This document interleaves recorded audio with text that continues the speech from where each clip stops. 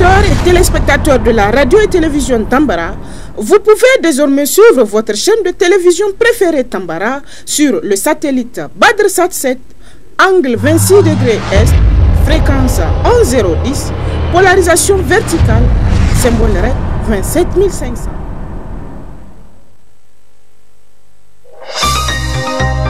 Suivez le journal avec STM Transport Voyageurs, une nouvelle façon de voyager.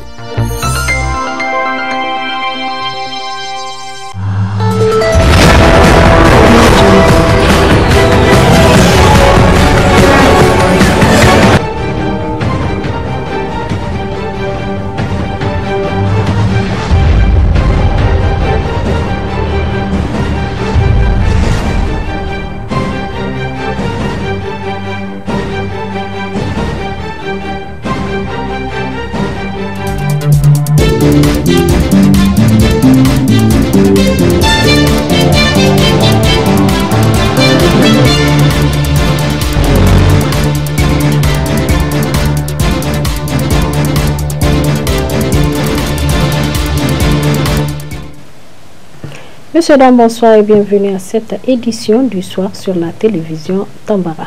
Le département de Filengue a accueilli un atelier de formation des jeunes leaders des organisations paysannes pour une période de 3 jours.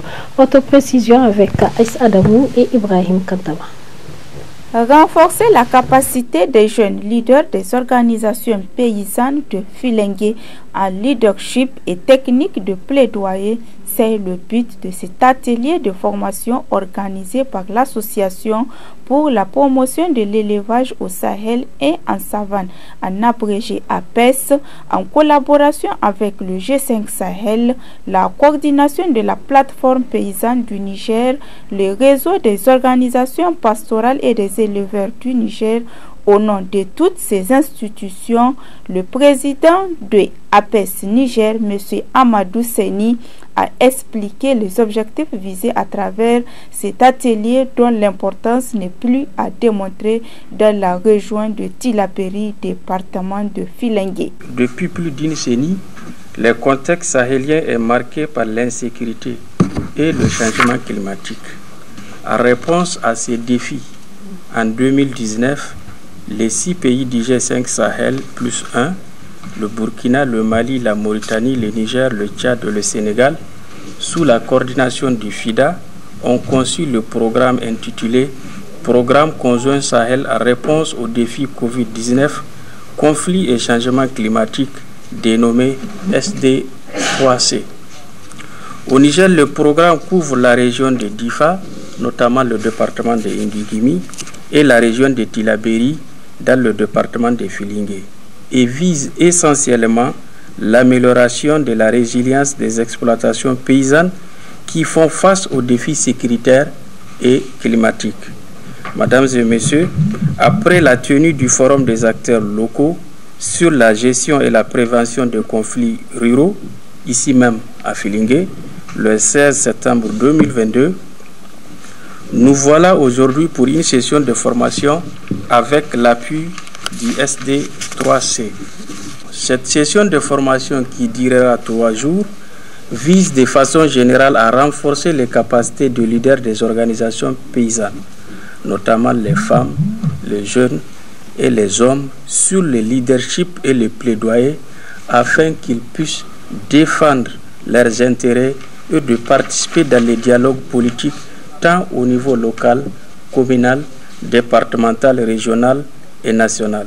Au nom du préfet du département de Filengue, empêché et à son propos, le secrétaire général de la préfecture a souhaité la chaleureuse bienvenue aux invités et aux participants, succès aux travaux qu'ils ont à effectuer durant les 3 jours de formation. Ceci cadre parfaitement avec le programme de Renaissance Acte 3 du président de la République, chef de l'État, son Excellence Mohamed Bazoum, qui a fait de la sécurité une de ses priorités. C'est pourquoi je vous invite à être attentifs et assidus tout au long de cette formation pour le bénéfice de nos laborieuses populations. Sur ce, je déclare officiellement ouvert les travaux de cette présente formation. À l'occasion de cet atelier de formation, plus d'une vingtaine de personnes composées d'hommes, des femmes et des jeunes venus de plusieurs départements de Filengue seront outillés davantage en leadership et sur les techniques de plaidoyer. Quelles mesures sanitaires prendre en cette période de poussière et de froid? Le docteur Salifou Taganga nous répond dans cet élément. Le fait de se protéger physiquement contre le froid qu'il faut mettre en avant, pour les parents, payer des pullovers qui sont suffisamment fournis, épais aux enfants, protéger l'extrémité céphalique, la tête des enfants et toutes les extrémités en fait, les mains et les pieds, bien couvrir l'enfant, surtout les nouveau-nés, les nourrissons, les enfants en bas âge qui, ceux-là, surtout les nourrissons, je veux dire avant 2 ans, 6 ans, ont un système immunitaire et même tout l'organisme qui est en devenir de construction, qui n'ont pas une réactivité suffisante face aux agressions et sont plus vulnérables. Et les personnes âgées également doivent faire partie de ce qui doivent être protégées au maximum. Éviter un suremploi des combustibles du charbon pour se réchauffer, parce que le charbon dégaze du monoxyde de carbone qui peut être nuisible. Et il y a même des cas de décès souvent quand les gens en abusent. Savoir qu'il y a des maladies qui se réveillent comme l'asthme chez les personnes âgées et les enfants et ceux qui sont tout simplement atopiques ou allergiques, et savoir s'en protéger, éviter les situations qui les créent, éviter de s'exposer au froid extrême la nuit en dormant pour ceux qui utilisent les ventilateurs, se couvrir la face, le nez pour ne pas s'exposer inutilement. Et d'autres éléments comme l'AVC sont plus fréquents pendant les périodes de froid chez les personnes âgées, et nous verrons peut-être les mesures à prendre pour s'en protéger. Pour la poussière elle-même, la poussière en réalité, il y en a plusieurs types. Et la poussière classique que nous avons là dans la ville, c'est une poussière qui a priori n'a pas de danger aussi aigu qu'une poussière professionnelle, comme ceux qui travaillent dans le bois ou dans le métal, qui sont vraiment soumis au risque d'avoir des cancers ou des pathologies plus graves, enfin beaucoup plus graves. Mais cette poussière elle-même, elle irrite. Elle contient beaucoup de particules qui a priori peuvent irriter. Donc ceux qui ne supportent pas le confinement, qui ont une susceptibilité particulière à la poussière, d'habitude, ceux-là doivent éviter de sortir pendant la poussière. Et s'ils sont obligés de sortir à un moment de poussière, ils sont tenus de se couvrir la face, de mettre un masque facial. Mais il faut que ce soit un masque qui ne soit pas traité de sorte que il puisse produire des allergies, parce qu'il y a des masques qui sont traités et là ce n'est pas intéressant. Éviter la poussière, c'est le message phare. Ceux qui sont allergiques, éviter la poussière. Ceux qui sont asthmatiques, éviter au maximum la poussière. Et ceux qui sentent que leur asthme se réveille, parce qu'il y a une éducation qu'on a à l'asthmatique, ceux-là savent comment se comporter vis-à-vis d'un asthme qui tend à se réveiller. Ils savent s'ils doivent augmenter leur traitement ou pas. Et les enfants, leurs mères doivent les protéger pendant cette période de poussière, puisque nous avons vu que les enfants sont vulnérables et que l'asthme souvent se déclare, même si la définition n'est pas nette chez l'enfant, mais ça se déclare au bas âge. Et les enfants doivent vraiment être protégés. À l'école, il faut que les enseignants et les encadreurs fassent tout pour ne pas que les enfants, parce qu'il y a des enfants qu'on laisse sortir jouer à la récréation, il faut qu'on les sécurise. S'ils doivent jouer, il faut que ce soit dans un environnement qui épargne de la poussière. Ça, c'est extrêmement important. Parce que déjà qu'il y a la période du froid, il y a les virus qui vont être plus parlants, plus agressifs chez les enfants, les virus, je parle de la grippe et même du rhume. Il y a les autres types d'infections bactériennes qui vont être plus parlants chez l'enfant. Il y a l'allergie dont l'asthme dont nous avons parlé. Si la poussière doit s'ajouter à tout cela, quelqu'un par exemple qui a les malades particuliers, en plus des enfants, quelqu'un qui a un cancer du poumon, qui a une bronchopneumopathie chronique obstructive, qui a une dilatation des bronches, celui-là, il doit faire encore plus attention. Il doit encore plus éviter de s'exposer à la poussière. Et ceux qui ont les maladies, ils savent de quoi on parle. Ceux-là doivent vraiment éviter de sortir. Le message clé, éviter de sortir carrément. Quand c'est obligé, c'est protéger bien la face. Et quand on sent que sa maladie se réveille, pour les malades chroniques, ils savent comment moduler leur traitement. Sinon, il faut consulter. Le foie, protection maximale. Les maladies, nous en avons déjà parlé et nous en parlerons encore probablement pour les maladies cardiovasculaires. Restons toujours avec le docteur Salifou Taganga, mais cette fois-ci pour parler de l'accident vasculaire cérébral AVC qui représente la deuxième cause de mortalité dans le monde.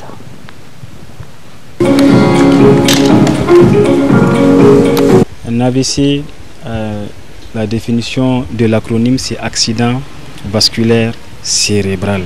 C'est lorsqu'on a un accident d'un vaisseau du cerveau, de l'encéphale, accident vasculaire cérébral. C'est lorsque nous avons grosso modo des vaisseaux qui quittent le cœur et qui partent irriguer tout le corps.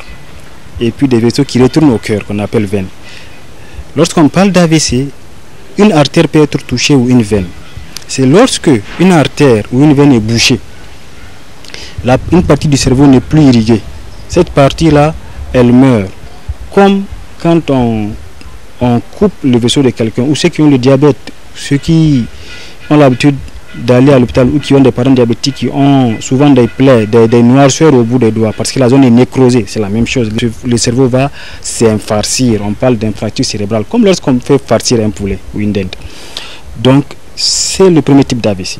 Le vaisseau artériel peut éclater également, se rompre. On parle d'AVC hémorragique dans ce cas, dans le cas où le vaisseau est rompu. AVC ischémique dans le cas où le vaisseau est bouché par une thrombose. Donc c'est les deux types d'AVC qu'on a. Et ça c'est un déficit qui survient brutalement. La personne marche tout de suite. Un coup il tombe, il n'arrive pas à bouger le membre. D'un coup.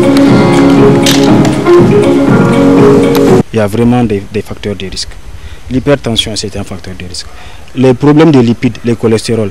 On mange du dambou le matin, à midi on mange du riz, on boit de la boule d'onou, on prend un coca. Tout ça, on fait beaucoup d'apports de sucre et de lipides. Et puis on va chez maintenant, on dit de donner la partie qui est vraiment grasse. On veut viande, non. Tout cela, on apporte beaucoup de gras. Tout est important, hein, mais nous en consommons en excès. Et tout ça, ça va faire quoi? Ça va favoriser ce qu'on appelle l'athérome qui commence depuis le bas âge. L'athérome là c'est quoi? C'est des dépôts de graisse, de globules rouges et d'autres éléments qui vont boucher la paroi de l'artère.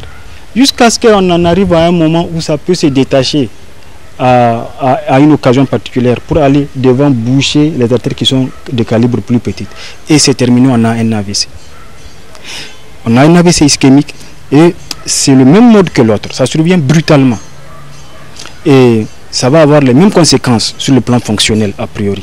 La sédentarité aussi, le fait de ne pas bouger, de ne pas faire du sport. L'alcool également c'est un facteur de risque, hein. Le tabac c'est un facteur de risque, c'est un facteur important le tabac. Il faut vraiment éviter le tabac. Il faut vraiment, scientifiquement l'alcool, une petite quantité ça passe, une grosse quantité c'est mauvais sur tous les plans. Voilà, c'est un peu ça. Mais le tabac, même une toute petite quantité, ce n'est pas bon. Le tabac, c'est le premier élément à arrêter par tout le monde. C'est un gros facteur de risque d'AVC et de beaucoup d'autres maux. Les symptômes, nous avons déficit musculaire qui survient brutalement. Nous avons ce qu'on appelle, donc dans le cas de ce qu'on appelle un syndrome pyramidal, parce que c'est le neurone moteur principal qui est touché. Et puis, c'est un déficit qui va être un déficit de survenue brutale, un déficit qui, d'hypotonique va devenir, donc de flasque va devenir hypertonique, va devenir spastique. Plus haut, on peut avoir des troubles sphinctériens, etc. Mais c'est surtout le déficit moteur. On peut avoir des troubles sensitifs, la personne peut ne pas sentir. En fonction des zones où c'est survenu, un AVC, rapidement, on conduit la personne à l'hôpital. On appelle le SAMU, puisque nous avons un SAMU, ça échappe aux gens. Avant, on n'en avait pas, mais nous-mêmes, ça nous échappe. Mais le SAMU, il faut l'appeler, il est là pour ça, ils sont là pour ça. Appelez le SAMU. Et puis le médecin va vous dire quoi faire avant qu'il ne vienne. Si vous avez des gens à côté qui sont médecins, qui sont étudiants en médecine, un cabinet de santé, il faut vous déplacer. Si vous ne savez pas déplacer la personne, appelez en urgence, on appelle à l'aide. Le médecin qui est là à côté, il prend l'attention, ou c'est très élevé, il sait que c'est un AVC, il va déjà commencer à vous donner des mesures à suivre. en fonction de ce qu'il a, il peut faire ce qu'il peut faire. Parce que c'est vraiment délicat de prendre en charge un AVC. Il faut forcément un médecin, au minimum un médecin généraliste pour le prendre en charge, pour ne pas qu'on aggrave l'état du patient. Nous conseillons aux gens de ne pas prendre l'aromage, du sel, ce qu'il faut.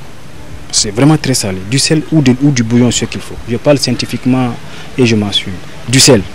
Évitez de consommer trop gras et trop sucré. Évitez les aliments ultra transformés. Évitez la sédentarité. C'est important. Les problèmes de lipides, lorsqu'on les a, les suivre. Lorsqu'on a une maladie particulière, la suivre. Évitez tout ce qui peut permettre d'éviter le diabète. Donc le fait de bouger, d'éviter d'avoir un surpoids, c'est important. Lorsqu'on a un diabète, une hypertension, bien la surveiller. Bien suivre les recommandations des médecins. En un mot, faire du sport. Manger bien et équilibré. Les fruits, les légumes, les oméga 3, le poisson, l'huile d'olive. L'huile d'arachide d'Amsigui, c'est mieux que l'huile de palme pour ce que nous sachions. Donc c'est cela.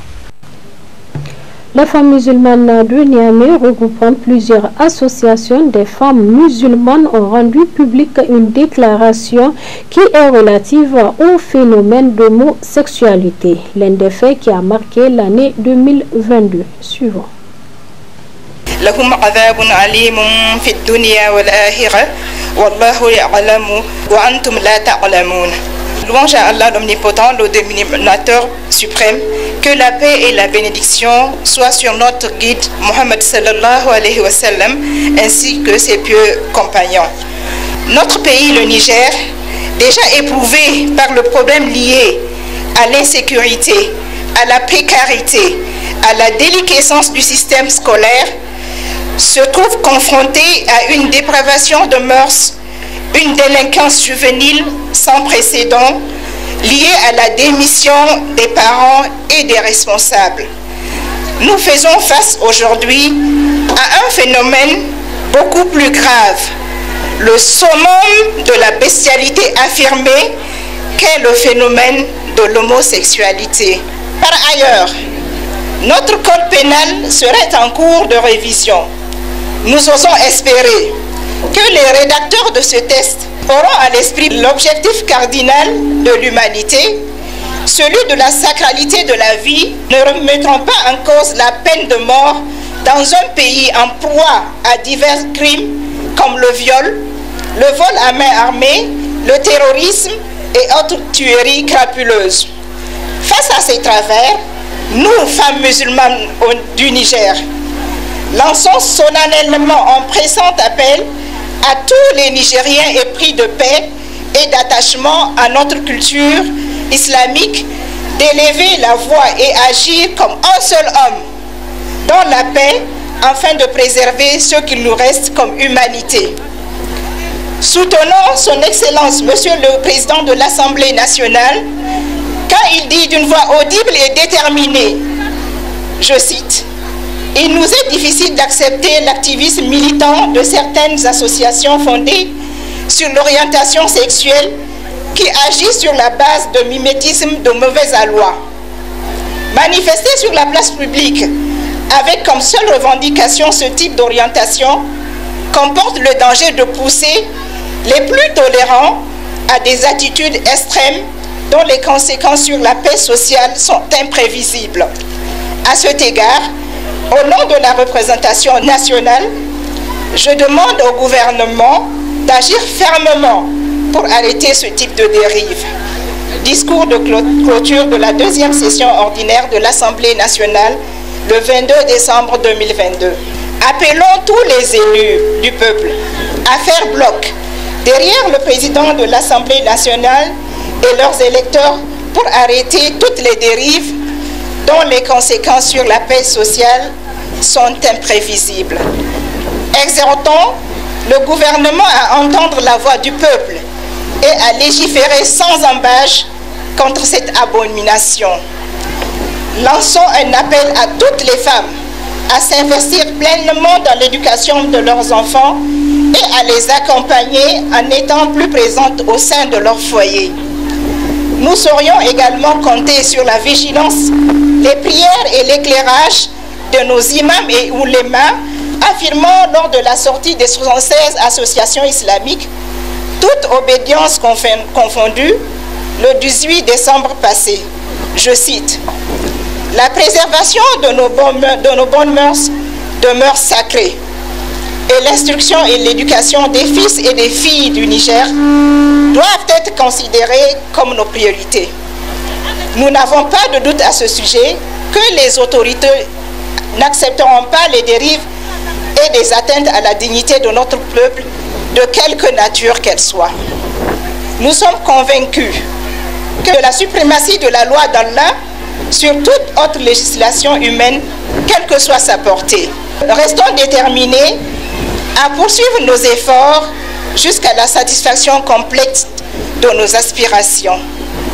À cette journée historique, nos pensées les plus intimes vont à l'endroit de tous nos vulnérables compatriotes offensés dans leur foi, leur sensibilité et leur sérénité par la dynamique LGBT et leurs supports nationaux et internationaux. Nos prières et nos soutiens aux victimes d'insécurité et de violence. Qu'Allah le miséricordieux et le tout-puissant ait pitié de notre peuple et le préserve. Qu'il secourt et protège nos FDS. Amen. Et leur assure une victoire proche sur tous les fronts. Qu'Allah bénisse le Niger et son peuple. Amen. Amen.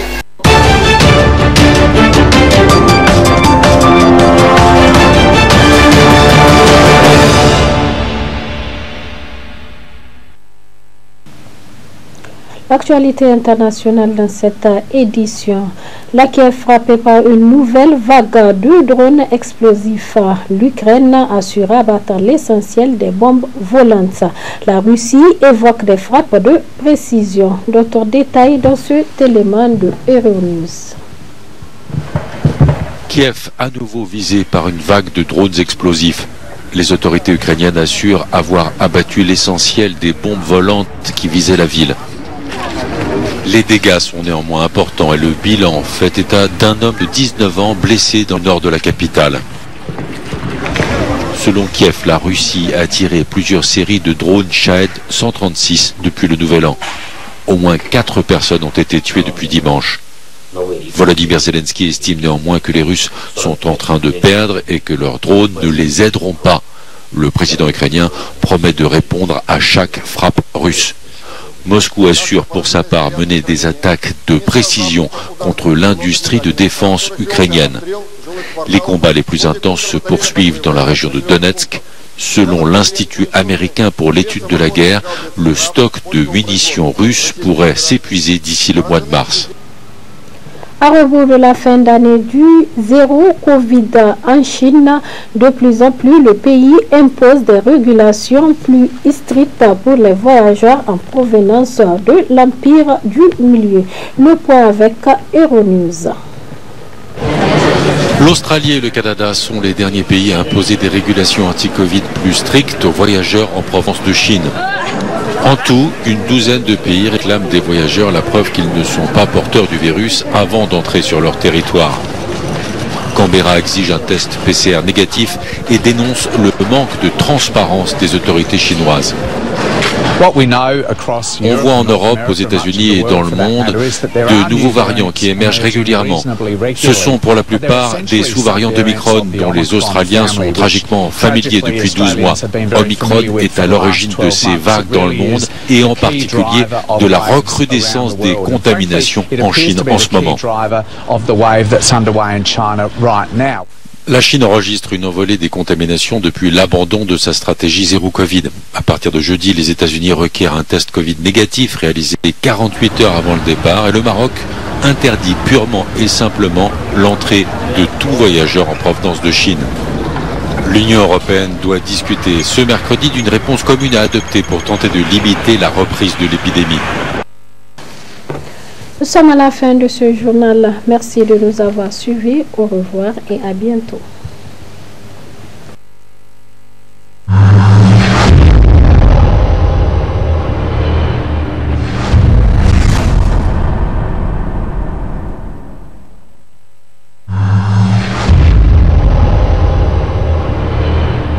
Chers auditeurs et téléspectateurs de la radio et télévision Tambara, Vous pouvez désormais suivre votre chaîne de télévision préférée Tambara sur le satellite BadrSat 7, angle 26 degrés Est, fréquence 11010, polarisation verticale, symbole REC 27500.